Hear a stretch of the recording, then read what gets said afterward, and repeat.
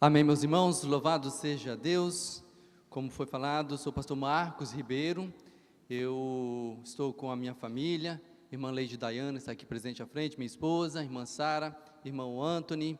Atualmente eu estou como pastor membro ali na Igreja Batista em José de Anchieta, onde meu pastor ali é o pastor Clésio, que também é o presidente da Associação das Igrejas Batistas da Serra, no qual também estou como vice-presidente. E para fazer a minha autodescrição, uma vez que eu estou aqui no púlpito pela primeira vez, quem não consegue me enxergar, sou magro, estou de terno preto, camisa preta, e como é uma autodescrição, eu gosto de fazer assim, hoje eu estou aqui, sou mais bonito do que o pastor de vocês, né? Já que é uma autodescrição, né? Sou mais bonito que o Sérgio, sou mais bonito que o Gustavo, pronto. Só não sou mais bonito ou sou tão bonito quanto o pastor Juraci Lemos. Aí já resolve a minha autodescrição para quem não consegue me enxergar. E aí você pode perguntar de quem está do teu lado que vai confirmar a informação. Meus queridos, é uma alegria de fato estar com vocês nessa manhã falando de missões, falando do Ministério Gama. Essa igreja é uma parceira já há muito tempo do Ministério Gama. E eu quero pensar com os irmãos nessa manhã sobre algo que é muito relevante acerca de missões, que é a revitalização, que é o trabalho que o Ministério Gama tem feito ao longo de 23 anos. E quando a gente começa a pensar sobre missões, eu me lembro que eu era criança ainda, por volta de 9, 10 anos de idade, quando comecei a participar da Igreja Batista, e sempre se falava de missões. Eu ficava pensando já bem pequeno ali, o que é missões? Na medida que você vai crescendo, e talvez algumas pessoas estão nos visitando nessa manhã, ou estão na internet também, não sabe exatamente o que é missão, uma vez que está ali, talvez pela primeira vez, num trabalho batista, numa igreja batista. Missões nada mais é do que o cumprimento daquilo que Jesus disse ali em Mateus 28, a partir do verso 19, quando ele comissiona os seus discípulos e os demais discípulos a irem aos campos proclamar o Evangelho, no qual a promessa dele mesmo, Jesus, era que ele estaria conosco até o final dos tempos. Então missões é isso, é levar o Evangelho de Jesus para que as pessoas possam realmente ter um encontro sobrenatural com o nosso Salvador, que é o Senhor Jesus. E nós como batistas, nós temos os campos onde nós dividimos missões dentro de uma perspectiva de missões mundiais, por exemplo, que nós temos a Junta de Missões Mundiais, que levamos missionários para vários lugares do mundo, tanto que os irmãos percebem no calendário de missões, ao longo do ano, missões mundiais. Temos também missões nacionais, onde os batistas também espalham missionários pelo Brasil todo, fazendo o trabalho de evangelização, e missões estaduais, onde a nossa convenção, temos aqui o nosso pastor Tiago, que é o coordenador geral de missões estaduais, onde nós espalhamos missionários e projetos missionários no Espírito Santo todo. Então, nós trabalhamos com missões de diversas formas, de diversas modalidades. E nós aqui no Espírito Santo temos também algo que tem sido uma necessidade cada vez maior, que é o foco que eu quero trabalhar com os irmãos nessa manhã, que é sobre revitalização. Se você entrar no site da nossa convenção e na paginazinha lá de missões, você vai perceber que tem um cartaz onde estão espalhados os campos missionários do nosso estado. E você vai perceber que é bem organizadinho e é separado por temas. E dentro desses temas, você vai perceber também que ali tem uma parte de revitalização. E é interessante que eu estava olhando nesse ano, nós temos ali muito mais igrejas em revitalização. Ou seja, se você observar ali, são 12 igrejas que tem ali. Na verdade tem o Ministério Gama como um projeto que tem várias igrejas em revitalização. Depois tem o nome do pastor Gilson, que é o coordenador e presidente do Ministério Gama, e já também, hoje ele estaria aqui presente nessa manhã, mas infelizmente ele não pôde, por isso me comissionou a estar aqui com os irmãos. Então trago um abraço também do pastor Gilson, que é o presidente do Ministério Gama. E ali você vai ver 11 trabalhos diretos da nossa convenção com revitalização de igrejas. E é exatamente nesse ponto que eu quero focar com os irmãos nessa manhã, porque ao longo dos anos nós temos percebido que tem aumentado o número de igrejas que têm tido a necessidade de revitalização. E aí eu quero pensar dentro dentre esse aspecto, um seguinte tema: o milagre da revitalização de uma igreja. É sobre esse tema que eu quero pensar com os irmãos nessa manhã, porque é algo que está no coração do Ministério Gama já há 23 anos. Quando a gente fala do Ministério Gama, muitas vezes os irmãos pensam que é Gama porque é Vasco da Gama, né? Não, não é Vasco da Gama, não. Os vascaínos talvez fiquem até meio felizes aí, mas não tem nada a ver com Vasco da Gama, não. O Ministério Gama é Grupo de Ação Missionária Ágape. Então, esse que é o termo correto do Ministério Gama. Então, ficou conhecido como Gama. E um detalhe muito interessante, meus irmãos, como surgiu o Ministério Gama. 23 anos atrás, 3 seminaristas, pastor Gilson Rosa, pastor Arleudo e, na época eles eram seminaristas, né? Gilson, Arleudo e o Rogério Bastos, eles estavam indo para Minas Gerais, numa localidade chamada Pocrane, e eles estavam chegando naquela localidade, passando ali, 23 anos atrás, era assim, um lugar assim, muito mais difícil do que é hoje. Inclusive tivemos recentemente lá fazendo um vídeo para contar a história do Gama, e esses 3 seminaristas, começando a conversar entre eles, ali no carro, pensaram: por que a gente não, ao formar, e ele já estava no processo de formar, por que quando nós nos formarmos, nós não começamos um trabalho para ajudar igrejas que estão com dificuldade? Esses 3 seminaristas voltaram, procuraram o pastor Josimar, que é um dos pastores aqui também, que está ali em Cidade de Pomar, e procuraram o pastor Alceni e falaram dessa ideia. Esses 2 pastores gostaram da ideia, juntaram mais esses 3 seminaristas e foram na convenção e mostraram a ideia. E aí, na época, também acharam a ideia interessante, e ali começaram o Ministério Gama, então era o Projeto Gama, de ajudar igrejas que estavam precisando. Então, começaram a ir para os campos, e um detalhe da estrutura do Ministério Gama, que até hoje, é que todas as vezes que o Ministério Gama assume uma igreja em revitalização, são 5 pastores que assumem, todos voluntários. Nós temos um coordenador, e aí 4 pastores que vão revezar todo final de semana indo para o campo. Então, o pastor, por exemplo, atualmente nós estamos em Jacaraípe, na segunda igreja batista de Jacaraípe, hoje é o campo que nós estamos, entregamos o campo de Ponta da Fruta, o ano passado Guaraná, Colatina, e recentemente estamos junto com a convenção no campo aqui pertinho de vocês, Itararé. Então são 5 pastores, o pastor que vai ser o coordenador do campo, que ele vai fazer toda a gestão, e esses 4 pastores, todo final de semana, chega no sábado, quando é longe, e ele dorme ali no local, e ele fica sábado e domingo fazendo o trabalho de evangelização, de aconselhamento, de orientação da igreja. E, meus irmãos, na medida que esse trabalho vai acontecendo, Deus vai operando na vida daquela igreja, e aquela igreja começa a revitalizar. E aí, meus irmãos, então, o Ministério Gama começou nessa dinâmica de apenas 5 irmãos, e hoje, 23 anos depois, nós temos mais de 15 pastores voluntários atuando no Ministério Gama, na revitalização de igreja, e nós somos um braço da nossa convenção. Os irmãos têm apoiado muito o nosso ministério, a convenção tem apoiado muito o ministério, e muitas igrejas batistas que estavam à beira de fechar as portas, têm sido abençoados através desses pastores voluntários que formam o Ministério Gama. Mas quando nós pensamos em revitalização, e aí tem um texto, uma parte de um texto que o pastor Gilson sempre fala quando ele está apresentando o Ministério Gama, que está em Atos capítulo 16, a partir do verso 9, onde o texto ali diz o seguinte: à noite Paulo teve uma visão, na qual um homem da Macedônia estava em pé e lhe rogava dizendo: passe a Macedônia e ajude-nos. Assim que Paulo teve a visão, imediatamente procuramos partir para aquele destino, concluindo que Deus nos havia chamado para lhes anunciar o Evangelho. O tema que o Ministério Gama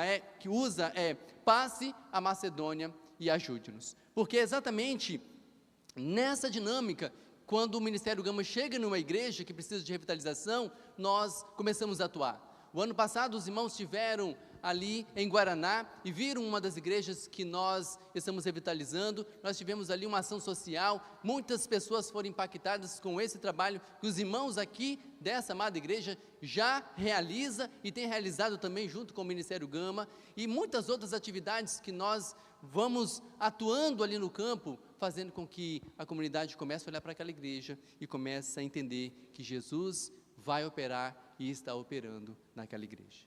E os irmãos estão como parte, como extensão do Ministério Gama também, ajudando na obra missionária. Então, nós fazemos missões como Ministério Gama através disso, através do atendimento direto à igreja, organizando ali questões administrativas, e é o coordenador que faz isso normalmente. Então nós vamos atuando de forma que aquela igreja passa a se tornar uma igreja que venha a ter o tripé que a nossa denominação entende como uma igreja saudável, que é autossustentável, autoproclamável e auto-administrável. E assim nós empossamos um pastor, como fizemos em Colatina, como fizemos em Guaraná e atualmente fizemos em Vila Velha, ali em Ponta da Fruta. Trabalho que não é fácil, meus irmãos, mas é um trabalho que a gente vê a ação de Deus operando.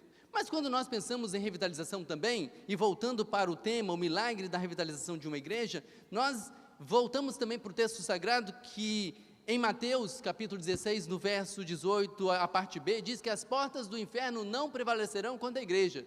E é debaixo disso que nós entendemos que quando nós precisamos agir como denominação, como ministério, nós vamos de fato nos valer dessa promessa de Deus. Evidentemente o texto está falando dentro de um contexto mais amplo para a igreja universal, mas quando se trata de igreja local, às vezes acontecem coisas surpreendentes na igreja local. Inclusive, muitas vezes, a falência total de uma igreja local. Lamentavelmente, na nossa denominação, isso acontece.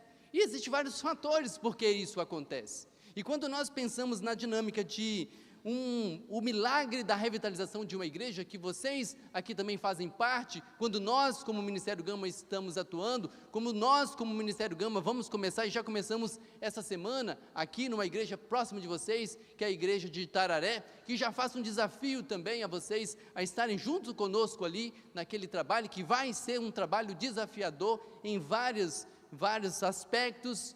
Nós vamos entender que Deus começa a operar, e de fato as portas do inferno não prevalecem contra a igreja local também. E aí, eu separei duas coisas interessantes para a gente pensar nessa manhã, rapidamente aqui, que é o seguinte: como uma igreja, ela chega a esse estado de precisar ser revitalizada, ou seja, como uma igreja, ela chega a essa falência, e como acontece o milagre da revitalização. São duas coisas interessantes que ao longo desses anos, nós começamos a experimentar com o Ministério Gama. E às vezes, meus irmãos, nós chegamos numa igreja e olhamos para a igreja, assim, completamente triste, o semblante das pessoas. Quando a gente chega ali, a gente fica com a sensação, se não é a misericórdia de Deus, nada a gente vai conseguir fazer aqui. E quando nós assumimos a igreja de Jacareípe, foi bem assim. Quando eu estava ali na primeira reunião com o pastor Gilson, meus irmãos, aqueles irmãos ali, a liderança, apenas 6, 7 pessoas que estavam ali, aqueles irmãos com um semblante triste, e aí o Gilson sempre otimista, dando uma palavra de ânimo àqueles irmãos, e quando nós começamos a atuar, meus irmãos, o milagre da revitalização começou a acontecer naquela igreja. E hoje nós temos uma igreja que já está ficando relevante. E hoje nós temos um pastor lá, que é o pastor Thalisson, que nós tivemos que mudar a estrutura do trabalho do Ministério Gama, meus irmãos, por causa da realidade do local. O local é um local periférico. E aí nós estávamos nessa dinâmica de ter os pastores voluntários, e aí aconteceu episódios do tipo a gente chegar lá, o pastor Everaldo, por exemplo, que os irmãos muito bem conhecem, foi abordado ali pelas pessoas de má índole daquela região, para saber quem era aquele homem diferente ali. E eu estava numa ocasião conhecendo o campo, eu estou como coordenador ali, estava conhecendo o campo, e aí várias ruas que eu passava, tinha um carro que ficava me seguindo, e aí eu tive certeza que estava me seguindo, porque eu ia em lugares mais longe, e aí aquele carro me seguindo, e a gente teve que mudar a estratégia do trabalho local, meus irmãos, por causa da realidade também daquela estrutura. E aí hoje nós estamos lá, eu estou como coordenador e o pastor Thales está como um pastor mais ativo, para que a comunidade pudesse conhecer um pastor, ter uma referência maior de pastor ali, e também ele ter livre acesso àquela localidade. E meus irmãos, Deus tem feito a obra naquele lugar. Mas a pergunta que a gente faz é: por que uma igreja chega a um estado de precisar de revitalização? Por que uma igreja falece? E aí eu volto lá para Apocalipse, meus irmãos, quando a gente vê no capítulo 3, verso 1, onde diz assim: ao anjo da igreja de Sardes escreva, essas coisas diz aquele que tem os 7 Espíritos de Deus e as 7 estrelas. Conheço as obras que você realiza, que você tem a fama de estar vivo, mas está morto. Está falando para uma igreja. E aí a gente começa a pensar quais são os motivos que levam a igreja, assim como a igreja de Sardes, simplesmente falecer, morrer. Evidentemente, muitos fatores nós poderíamos citar aqui. A pandemia, a gente teve um alto índice de igrejas que fecharam. Eu estive pastoreando uma congregação por um tempo, deixei essa congregação, o pastor que assumiu a congregação à época, no meio da pandemia, não conseguiu manter a congregação e a congregação precisou fechar, num lugar onde precisa muito de uma agência de Jesus, proclamando que Ele é o caminho para uma vida fiel e relevante. Meus irmãos, muitas coisas podem acontecer, muitos fenômenos podem acontecer, fazendo com que uma igreja até chegue a fechar as suas portas. Mas, e aí eu separei algumas coisas aqui que fazem sentido e o que o Gama tem experimentado ao longo desses anos. Primeiro, ela falece quando ela perde a centralidade em Cristo. Quando uma igreja perde a sua centralidade em Cristo, ela começa a decadência e vai chegar um momento em que vai precisar ser revitalizada. A gente vê Paulo escrevendo em 1 Coríntios capítulo 3, verso 4, que diz: porque dizendo um, eu sou de Paulo, e outro, eu sou de Apolo, porventura não sois carnais? E ele continua aqui dizendo que aquela igreja estava passando por um momento complexo, porque estava perdendo o quê? A centralidade em Cristo. Quando a igreja começa a perder a centralidade em Cristo, começa a acontecer uns fenômenos estranhos na igreja, como por exemplo o partidarismo, que a gente vê aqui na igreja de Corinto, e na maioria das igrejas que nós vamos atuar com o Ministério Gama na revitalização.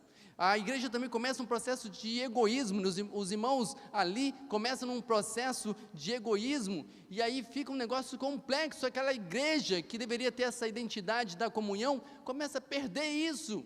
Meus irmãos, e aí naturalmente começa a haver uma dinâmica de até mesmo sincretismo religioso. Esses dias eu conheci uma pessoa, crente, batizada, ativo na igreja, mas que acredita piamente em reencarnação. Negócio meio estranho, né? E disse assim: eu acredito. Falei, onde está isso na Bíblia? Não, mas eu acredito.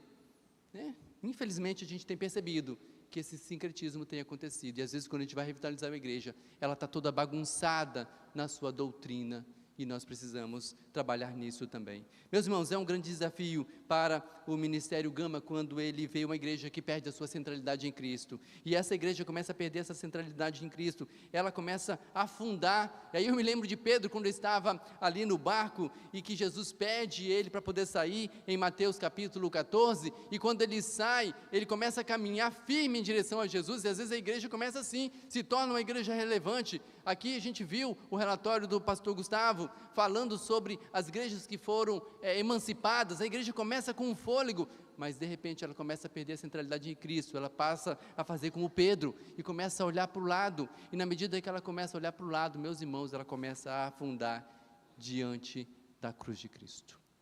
E aí quando ela começa a afundar, meus irmãos, isso é problemático. Sabe, uma certa ocasião, uma igreja que nós revitalizamos, eu não vou citar o nome das igrejas, que eu vou falar das histórias aqui, em respeito, sei que a gente está também sendo transmitido, e às vezes um recorte mal feito pode trazer alguns prejuízos. Então, uma das igrejas que nós revitalizamos, meus irmãos, e essa igreja inclusive saiu no Jornal Batista, essa igreja perdeu completamente a sua centralidade em Cristo, e quando o Ministério Gama chegou lá, só tinha 3 cadeiras na igreja. A igreja ficou conhecida como a igreja das 3 cadeiras, e o Ministério Gama chegou ali, e aquela igreja, meus irmãos, perdeu a centralidade em Cristo, perdeu completamente, chegou à ruína, chegou à falência. E quando o Ministério Gama chegou ali, e aquilo impactou tanto os pastores à época que chegaram, porque já não tinha mais membros, e meus irmãos, foi um trabalho difícil para aquela igreja, mas aquela igreja foi revitalizada para a honra e glória de Jesus. Meus irmãos, nunca, jamais, em hipótese alguma, deixe essa igreja local perder a centralidade em Cristo. Mas tem uma segunda coisa, Uma igreja falece quando ela vira escândalo e escárnio. Quando a gente vai lá para 1 Samuel, capítulo 2, verso 12 em diante, nós vamos encontrar ali os filhos de Eli. E no verso 12 diz assim: os filhos do sacerdote Eli não prestavam e não se importavam com Deus, o Senhor. Para contextualizar, aqueles filhos do sacerdote não eram comprometidos com as coisas que envolviam o sacerdócio. Diz o texto sagrado que eles, quando se prestava o culto, quando se fazia ali os sacrifícios ali, quando estava toda aquela dinâmica espiritual, eles iam com garfo nas carnes e tiravam as carnes para eles se alimentarem, para eles comerem, de certa forma escandalizando aquilo que estava sendo feito. Meus irmãos, muitas vezes quando nós chegamos numa igreja e vemos exatamente uma igreja cuja repercussão dela na sociedade, naquela localidade, é motivo de escândalo e escárnio. Nós chegamos numa igreja, certa ocasião, que tinha uma fama, e a fama daquela igreja era a igreja do pastor namorador. Você acredita? Mas isso é porque eu estou usando a palavra bonitinha, porque tinha uma outra palavra que eu prefiro não falar, porque a igreja mandou um seminarista para lá, rapaz solteiro, hormônios à flor da pele, sem mentoria, e aí já viu, e esse ficou a fama, a má fama, o escárnio, o escândalo de uma igreja local. E quando nós chegamos lá, de fato, aquela igreja tinha essa fama na sociedade, e meus irmãos, foi difícil mudar isso naquela localidade. Quando a igreja vira escândalo e escárnio, ela está falecendo, está chegando a uma situação lamentável. Tem igreja também que a gente chegou, por exemplo, o pastor vendeu a igreja, pensou? Vendeu o templo da igreja? Ele combinou com algumas pessoas lá e vendeu o templo da igreja porque ele achava que a igreja precisava pagar algumas coisas para ele e vendeu. E pior que teve quem comprou. E aí, quando nós chegamos nessa igreja para o processo de revitalização, o homem que comprou a igreja, nesse dia estava eu e o pastor Eromi, e aí a gente estava numa situação complexa, porque a gente não tinha condições de devolver o dinheiro para ele, já que ele tinha comprado o templo ali e era direito dele.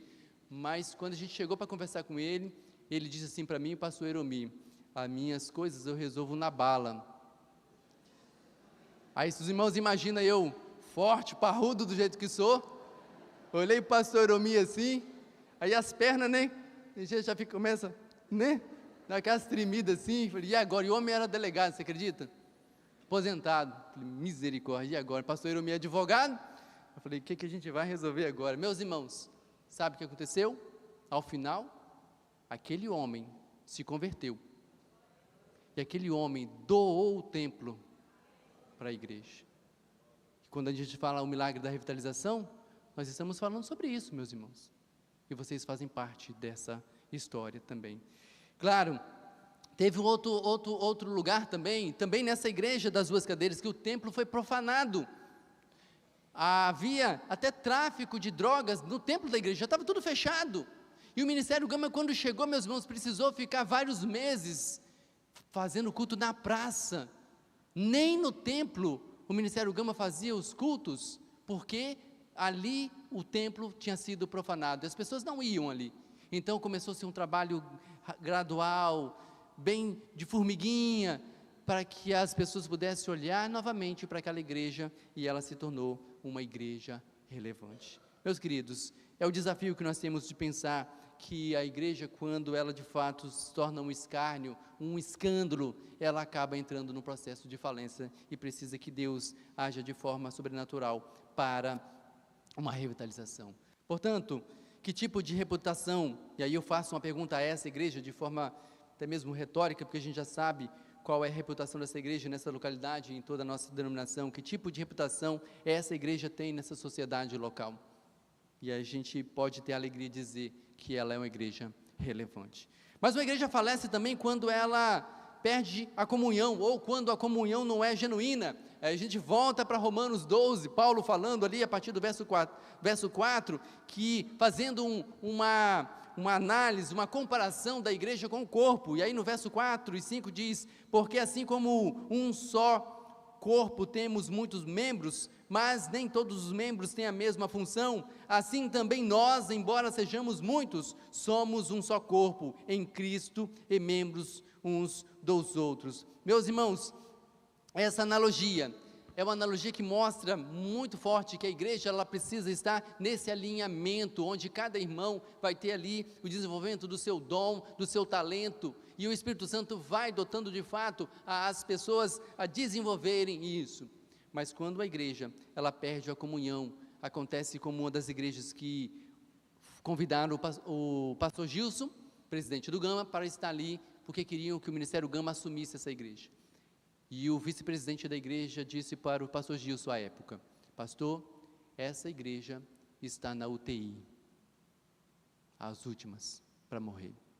E meus irmãos, já não havia mais comunhão, já não havia mais um alinhamento entre as coisas que precisavam ser ali, já havia brigas, até chegar de via de fatos dentro da igreja praticamente.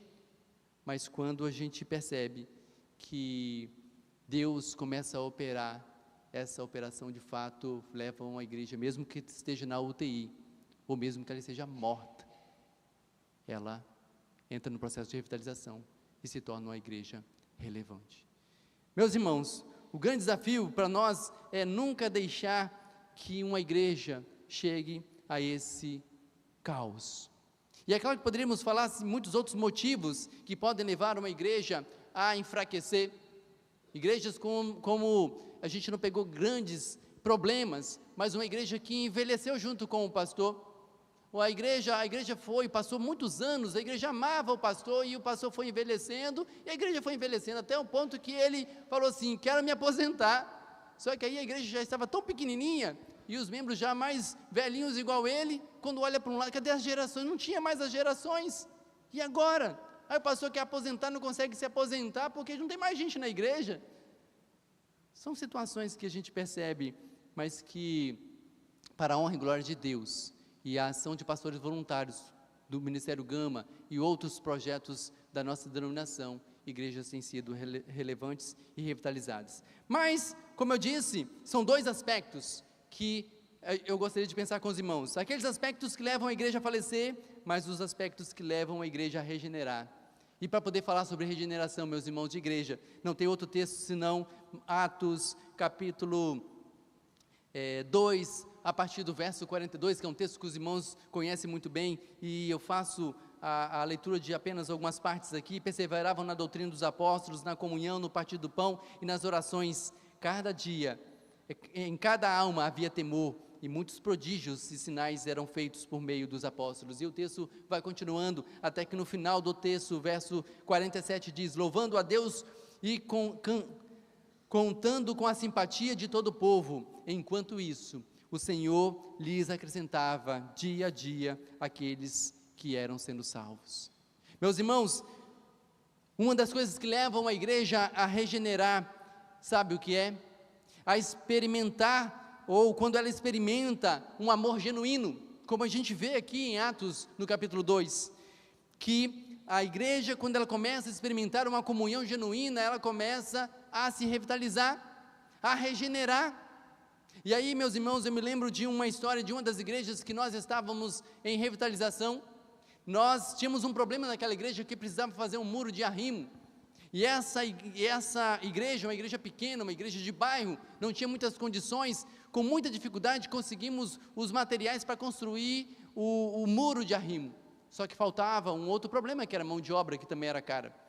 E aí, meus irmãos, tiveram uma ideia, uma brilhante ideia: vamos fazer um mutirão para construir o muro de arrimo.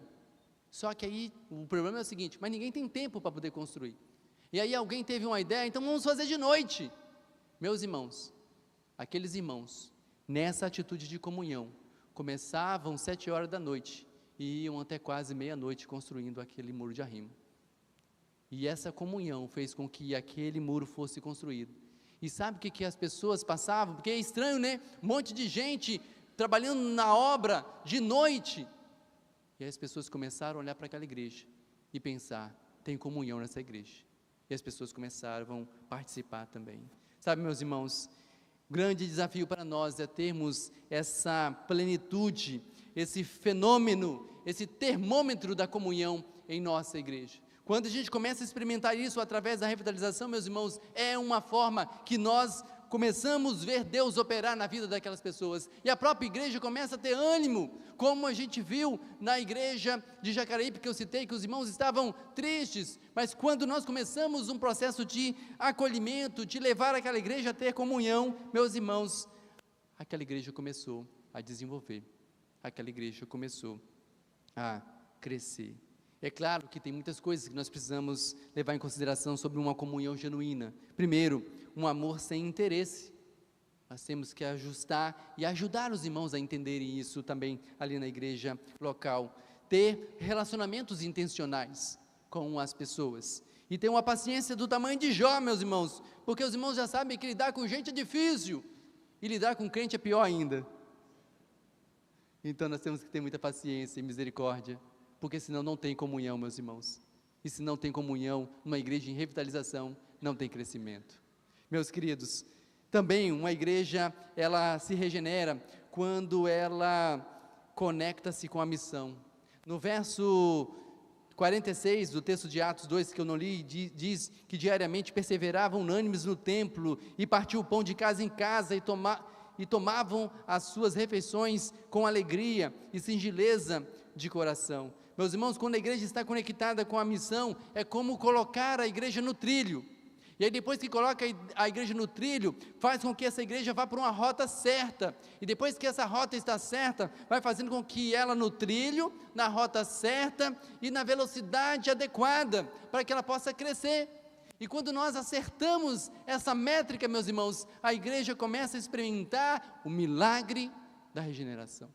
Portanto, meus irmãos, nosso desafio, e aí a gente vê isso nesse campo mais recente, que eu estou mais ativo ali como coordenador, pastor Thaleson, ali num dia de escola dominical, viu passando na rua algumas crianças, e de repente aquelas crianças voltaram e sentaram ali quietinhas, sozinhas, sem os pais, e aí acabou ali aquele processo de EBD, escola bíblica, e aí o pastor Thaleson foi lá conversar com aquelas crianças, elas disseram que viram a igreja aberta e resolveram entrar, e aí o pastor Thaleson convidou elas para poder estar no domingo seguinte.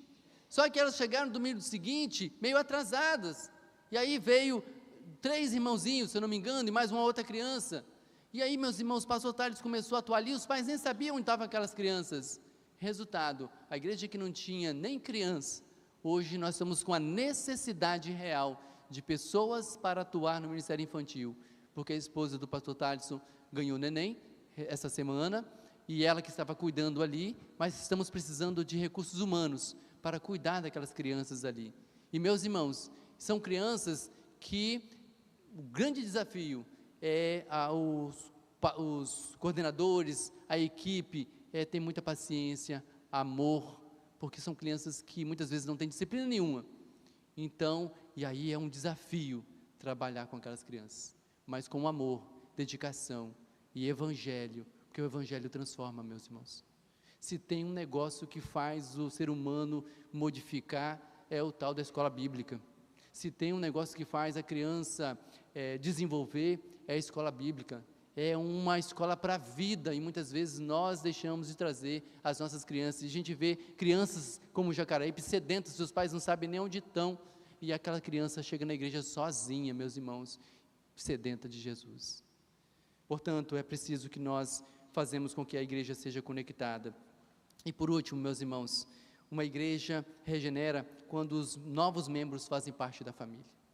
E aí a gente vê no último versículo que nós lemos, cada dia o Senhor juntava ao grupo as pessoas que iam sendo salvas. Meus irmãos, e a gente tem experimentado isso ao longo dos anos do Ministério Gama. Nós temos experimentado igrejas que chegamos lá, tinha 5, 6 pessoas, e depois a igreja está com 30, 40 pessoas. Nós temos experiência, e não é fácil, meus irmãos, não é de um dia para o outro. O trabalho de revitalização de uma igreja pelo Ministério Gama é em torno de 2 anos ou mais, e os primeiros meses é o desafiador do pastor que está indo no campo pregar para 2, 3 pessoas, 4 pessoas, mas com a persistência, com a espiritualidade e com a mão sobrenatural de Deus, a revitalização acontece, meus irmãos, e nós vemos pessoas sendo transformadas pelo poder de Deus. E aí a gente vê esse texto se cumprindo ali também. Sabe por quê? Porque algumas perguntas eu fico pensando sobre esse texto. Primeiro, será que o Espírito Santo continua operando? Continua operando. Será que pessoas continuam sedentas e sendo tocadas pelo Espírito Santo de Deus? Sim, continuam. Agora, por que muitas igrejas não crescem? Uma pergunta, né? Será que essas igrejas estão sendo igrejas ou deixaram de ser igrejas para que elas não cresçam? Então, uma igreja minimamente saudável, isso aqui acontece na igreja. E a gente vê isso em Ponta da Fruta, Guaraná, agora em Itararé e tantas outras igrejas que nós revitalizamos. Meus irmãos, o Ministério Gama está há 23 anos e é um ministério que deveria não existir. Você sabia que o Ministério Gama deveria ser um ministério que não deveria existir? Por que ele existe?